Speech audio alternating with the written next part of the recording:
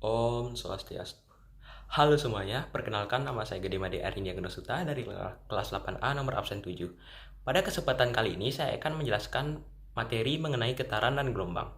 Pertama-tama saya akan menjelaskan mengenai getaran. Nah, getaran ini adalah gerakan bolak-balik suatu benda melalui titik kesetimbangan. Nah, ini merupakan contoh gambar getaran pada bandul, di mana titik kesetimbangannya yaitu pada titik A. Satu getaran yaitu dari titik A, OB, OA, yaitu dari titik A kembali lagi ke titik A. Lalu ada juga yang disebut sebagai simpangan. Simpangan adalah AOB, di mana simpangan terjauhnya adalah titik B yang disebut sebagai amplitudo.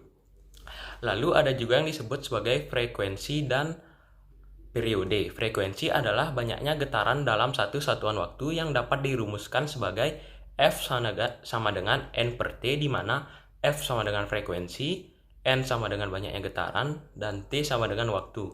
Dan ada juga periode. Periode adalah waktu yang dibutuhkan dalam satu getaran, di mana dapat dirumuskan sebagai T besar sama dengan T per N, di mana T besar ini adalah periode, T kecil adalah waktu, dan N sama dengan banyaknya getaran. Lalu frekuensi dan periode ini berbanding terbalik, yang dapat kita tuliskan rumusnya sebagai F sama dengan 1 per T dan T sama dengan 1 per F. Lalu getaran juga dibedakan menjadi dua. Yang pertama yaitu getaran mekanis, getaran mekanis adalah getaran yang melibatkan perubahan sudut. Contohnya yaitu getaran pada bandul dan pada senar gitar. Yang kedua ada getaran non mekanis, yaitu getaran yang melibatkan besaran-besaran. Contohnya adalah tegangan, listrik, dan magnet. Nah, berikutnya saya akan menjelaskan mengenai materi yang kedua, yaitu mengenai gelombang. Gelombang adalah getaran yang merambat, di mana gelombang ini dapat dibagi menjadi dua, yaitu berdasarkan zat perantaranya dan arah rambatannya. Berdasarkan zat perantaranya, gelombang dibagi menjadi dua. Yang pertama yaitu gelombang mekanik, dan yang kedua yaitu gelombang elektromagnetik. Gelombang mekanik adalah gelombang yang memerlukan media sebagai perambatannya. Contohnya yaitu gelombang pada tali dan gelombang air. Yang kedua adalah elektromagnetik. Elektromagnetik adalah gelombang yang tidak memerlukan media sebagai perambatannya. Contohnya yaitu cahaya, gelombang televisi, dan gelombang radio. Nah, gelombang juga dibagi berdasarkan arah rambatannya. Berdasarkan arah rambatannya, gelombang dibagi menjadi dua. Yang pertama yaitu gelombang transversal.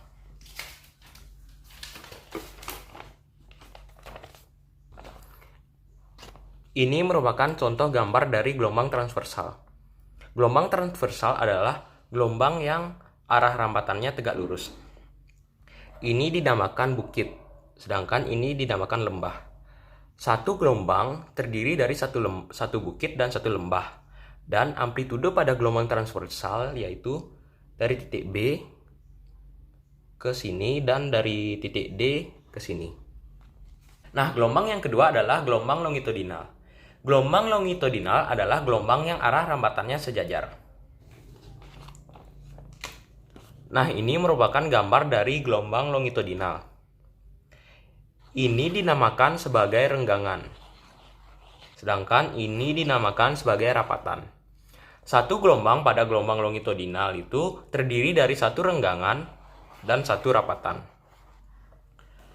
Nah, berikutnya saya akan menjelaskan mengenai hubungan cepat rambatnya gelombang, panjang gelombang, dan frekuensi, di mana hubungan tersebut dapat dirumuskan sebagai V sama dengan lambda per T, atau V sama dengan lambda dikali F, di mana V ini merupakan cepat rambatnya gelombang, lambda merupakan panjangnya gelombang, lalu T ini adalah periode, dan F itu adalah frekuensi. Nah, itu dia penjelasan mengenai materi getaran dan gelombang dari saya. Mohon maaf bila ada kesalahan kata, saya tutup dengan Paramasanti. Om Santi Santi Santi Om.